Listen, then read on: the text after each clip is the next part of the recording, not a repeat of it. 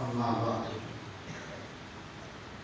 قال الله تبارك وتعالى في القرآن المجيد أعوذ بالله من الشيطان الرجيم بسم الله الرحمن الرحيم لنت لهم ولو كنت فظا غليظ القلب لنت لهم ولو كنت فظا غليظ القلب لانفضوا من حولك فاعف عنهم واستغفر لهم وشاورهم في الأمر صدق الله العظيم. محترم حاضرین،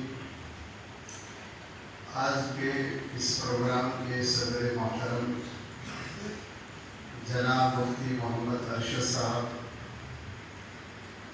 دیگر حضرات علماء کرام جو جمعیت کے ذمہ دار ہیں، اور مدعو علماء کرام مدارس مکاتب کے ذمہ داران، ہماری اس بستی کے رہنے والے تمام معززین مصلیان کرام، سننے والے،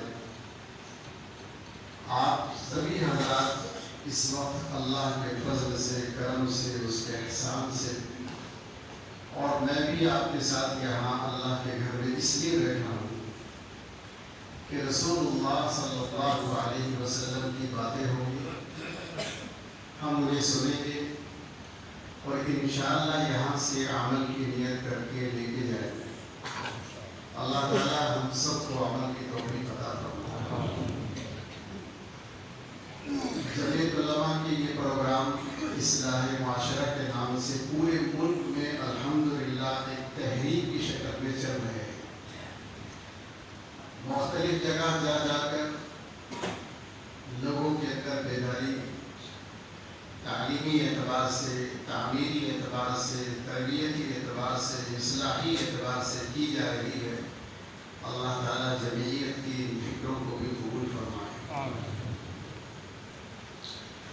اب سے تقریباً 1450 سال پہلے سارے نبیوں کے آخری نبی حضرت محمد مصطفیٰ صلی اللہ علیہ وسلم اس دنیا میں تشریف لائے، تو ہم نے کتابوں میں یہ پڑھا ہے کہ جس وقت آپ تشریف لائے اور جہاں آپ تشریف لائے اور جس ماحول میں آپ تشریف لائے، وہاں کا جو ماحول تھا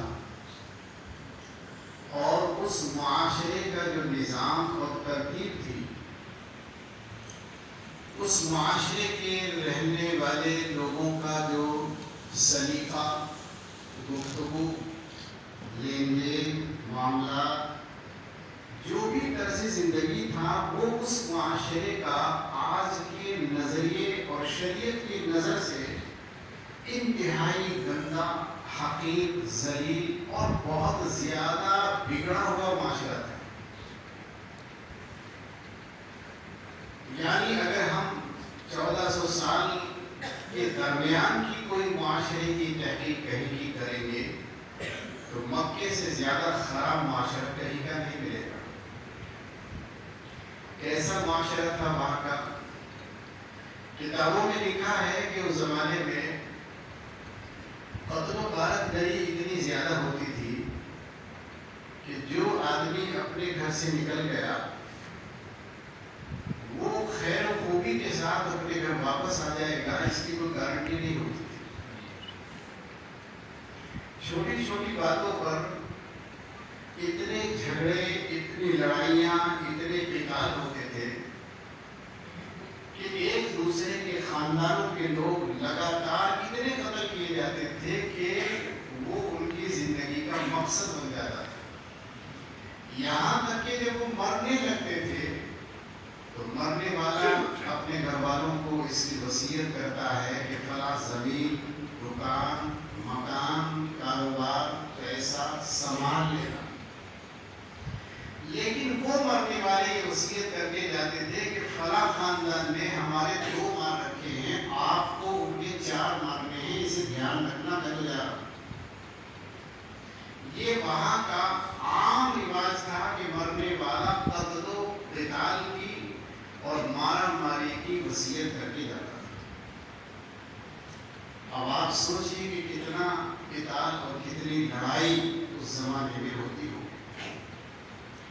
اسی طرح اسی قتال میں ایک قصہ تھا کہ وہ لڑکوں کو لڑکیوں کو بھی مار ڈالتے تھے، بیٹوں کو بھی مارتے تھے، بیٹیوں کو بھی مارتے تھے۔ اللہ تعالیٰ نے قرآن کریم میں فرمایا وَلَا تَقْتُلُوا أَوْلَادَكُمْ خَشْيَةَ إِمْلَاقٍ کہ اے لوگوں اپنے بچوں کو بھوکمری کے ڈر سے نہ مارا کرو، فقر و فاقے کے ڈر سے اپنے بچوں کو نہ مارا کرو۔ تو ان کے یہاں بچوں کو مارنے کا عام رواج تھا۔ بطور خاص بیٹیوں کو زمین میں زندہ گاڑ دینے کا رواج تھا۔ بچیاں پیدا ہوتی تھی تو جس کے یہاں پیدا ہوتی تھی وہ سر شرم سے اس کا جھک جاتا تھا۔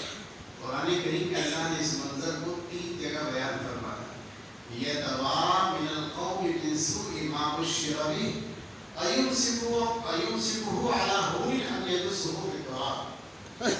اللہ فرماتے ہیں جب بچی کی خوشخبری دی جاتی ہے تو ایسا ہو جاتا ہے ان کا منہ جیسے منہ پر مٹی گر گئی، اور شرم کی وجہ سے اپنے چہرے کو چھپائے رہتے ہیں اور غصے میں ادھر ادھر گھٹتے رہتے ہیں کہ لڑکی کو پیدا ہو۔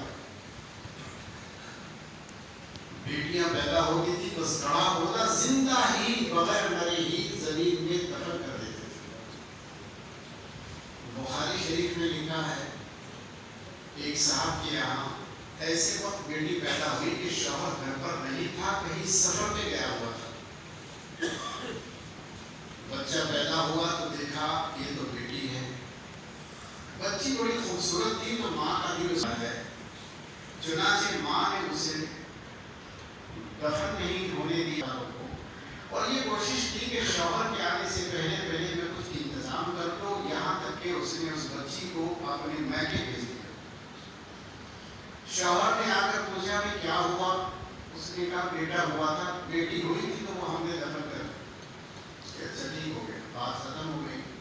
کچھ زمانہ گزرنے کے بعد جب بچی بڑی ہو گئی تو ماں کا دل تڑپ رہا تھا بیٹی کو دیکھنے کے لیے، بیٹی کو گھر منگا دیا۔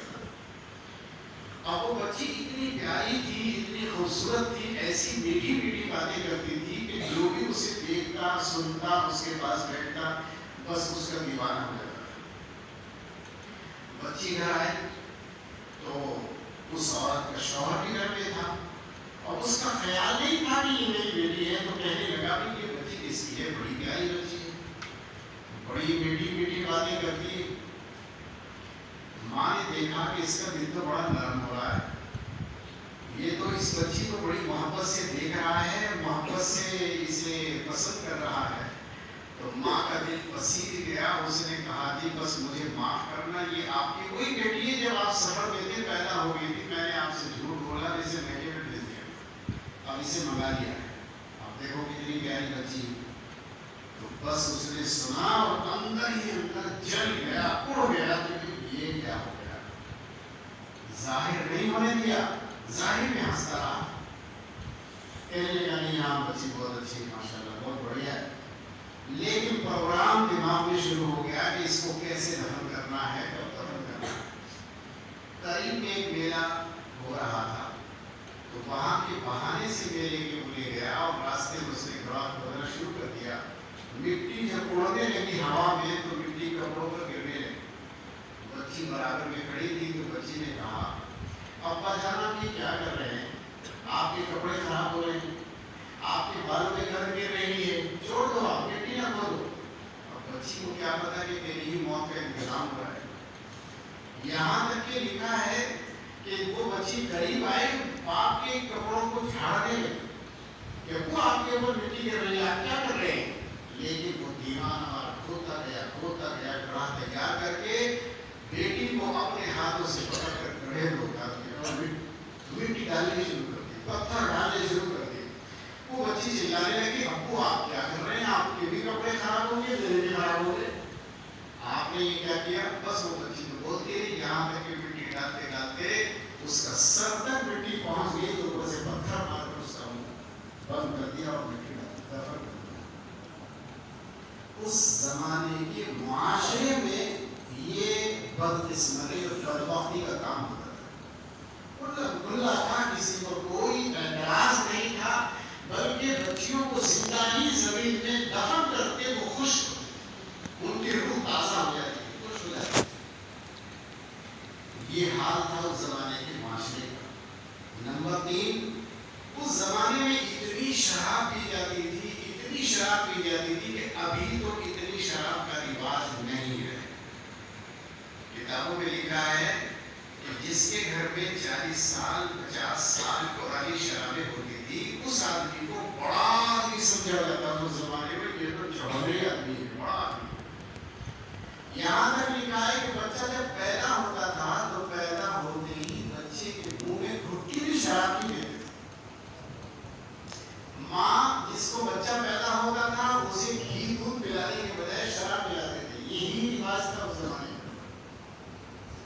نمبر 4, اس زمانے میں زنا, اتنا زیادہ زنا ہوتا تھا, اتنا زیادہ زنا ہوتا تھا کہ لوگ جب زنا کرتے تھے اور بچہ پیٹ میں ٹھہر جاتا تھا حرام کا, تو اس زمانے کے لوگ اس سے شرمندہ نہیں ہوتے تھے کہ یہ حرام کا بچہ کیوں ٹھہر گیا. نہ وہ جس کا بچہ ہوتا تھا, نہ وہ جس کے پیٹ میں بچہ ہوتا تھا. یہاں تک کہ لڑکی کی شادی ہو گئی, سسرال چلی گئی, وہاں بچہ پیدا ہونے لگا, تو یہ آدمی جس کی وجہ سے حرام کا بچہ پیٹ میں ٹھہرا, اس کے گھر پر لینے کے لیے جاتا تھا, بھائی میرا ہے یہ بچہ, مجھے دے دو. اور اگر کوئی آنا کانی کرتا تھا تو تلوار نکال کے میدان میں دینا پڑے گا, اور دینا پڑتا تھا, اور لوگ لیتے تھے. اور اگر مرنے لگے تو پھر وہ اپنے اولاد کو وصیت کر کے جاتے تھے, وہ بچہ فلانی کے پیٹ میں میرا پل رہا, میں تو مر رہا ہوں, لیکن تم اسے لے لینا, یہ وصیت کر کے جاتے تھے. اس زمانے میں اتنا زیادہ زنا ہوتا تھا. 2-3 مثالیں اسی لیے بتا دی کہ بات لمبی نہ ہو جائے. اتنا بگڑا ہوا معاشرہ تھا اس زمانے کا. ایسے بگڑے ہوئے معاشرے میں اللہ تعالیٰ نے اپنے آخری رسول حضرت محمد مصطفیٰ صلی اللہ علیہ وسلم کو نبی اور پیغمبر بنا کر بھیج دیا. آپ جائیں اور ان لوگوں پہ کام کریں. رسول اللہ صلی اللہ علیہ وسلم تشریف لائے. آپ نے آنے کے بعد لوگوں کا جائزہ لیا, دیکھا کیا ہو رہا ہے. معلوم ہوا کہ قتل و غارت اتنی زیادہ ہے, زنا اتنا زیادہ ہے, بچیوں کو زندہ درگور کیا جا رہا ہے, اور اس زمانے میں کچھ فقر و فاقہ بھی اتنا زیادہ تھا کہ مالداری بہت کم ہوتی تھی, اور پڑھے لکھے لوگ نہیں ہوتے تھے, سارے لوگ ان پڑھ ہوتے تھے.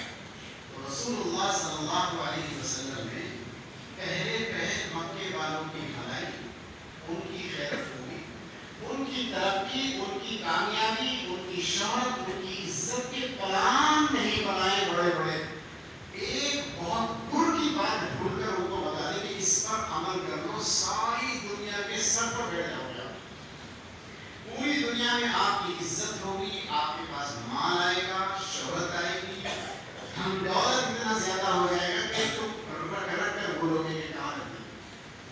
ساری دنیا تمہارے پیروں میں پڑ جائے گی. تو آپ نے ایک پلان دیا اس زمانے کے سارے انسانوں کو, جس نے مضبوط پکڑ لیا اس پلان اور منصوبے کو, تو ماشاءاللہ آج ان کے نام حدیث کی کتابوں میں لکھے ہوئے. آپ فجر کے بعد عصر کے بعد کوئی کتاب پڑھے تو بغیر ان کے نام کے کوئی کتاب ختم نہیں ہو سکتی, شروع بھی نہیں ہو سکتی. کوئی حضرت والا تقریر کریں گے تو بغیر ان لوگوں کی ذکر کے تقریر مکمل نہیں ہو سکتی. اتنا زیادہ انہوں نے اس منصوبے پر عمل کیا. کیا منصوبہ تھا؟ یعنی اس زمانے کے لوگوں کو آپ نے یہ نہیں کہا جمع ہو جاؤ, بڑا بزنس کرو تو تم عزت پاؤ, زمینیں خریدو, فارم ہاؤس بناؤ, اونٹ خریدو, گھوڑا